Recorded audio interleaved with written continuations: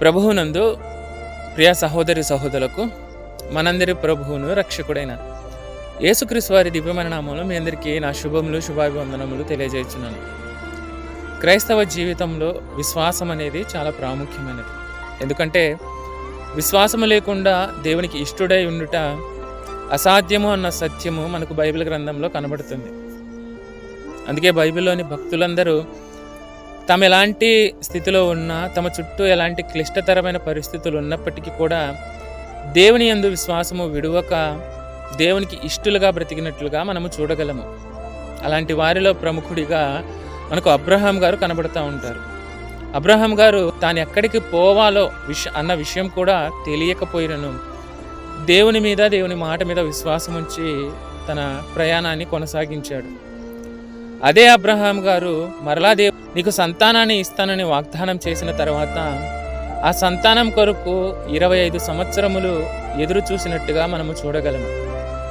మరలా అదే అబ్రహాం గారికి దేవుడు ప్రత్యక్షమై ఇస్సాకు గారిని బలిగా ఇమ్మని అడిగినప్పుడు తాను నమ్మిన దేవుడు మృతులను సహితము తిరిగి లేపుటకు సమర్థుడని విశ్వసించి అబ్రహాం గారు ఇస్సాకు గారితో కలిసి ప్రయాణాన్ని కొనసాగించినట్టుగా మనము చూడగలము.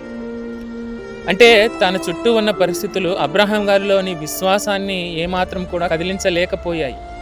పరిస్థితులను బట్టి అబ్రహాం గారి విశ్వాసము తగ్గిపోలేదు. పరిస్థితులను బట్టి అబ్రహాం గారు విశ్వాసంలో సన్నగిల్లలేదు.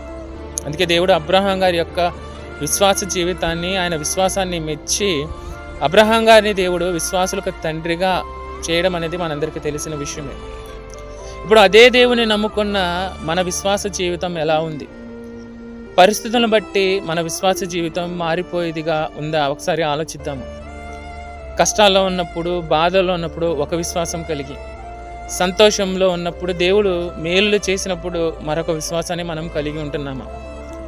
జీవితంలో శ్రమలు, బాధలు ఎదురైనప్పుడు వస్తున్న శ్రమలను, బాధలను బట్టి ఏంటి దేవా నాకు ఇలాంటి పరిస్థితులని దేవుని యందు విశ్వాసము కోల్పోయేవారిగా మనం ఉన్నామా? అయితే మనం అలా ఉండకూడదు. ఎందుకంటే అబ్రహాం గారి జీవితాన్ని ఒకసారి మనం ఆలోచిస్తే ఎలాంటి పరిస్థితులు ఉన్నప్పటికీ విశ్వాసమును విడువక బ్రతికినట్లుగా మనం చూస్తున్నాం.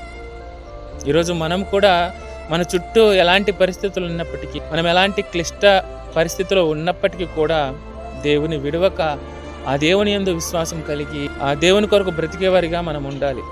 అలా ఉండగలిగినప్పుడే మనం కూడా ఆ దేవునికి ఇష్టలుగా ఉండగలము.